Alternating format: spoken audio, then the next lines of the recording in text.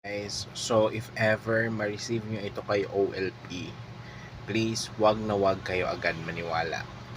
Yung tinetext kayo nila na may demand letter daw na ipapadala sa inyong bahay, guys, wag kayong matakot. Just accept lang kung meron. At kung wala, hayaan nyo lang.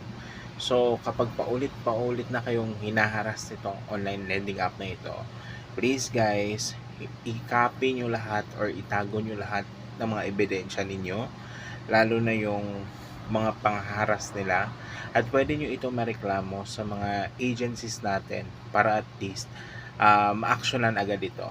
At guys, huwag kayong papayag na bayaran sila sa code na pinapadala nila. Kung gusto nilang bayaran sila, bayaran ninyo sa barangay or di kaya isang area para at least doon may official resibo na nakapagbayad ka.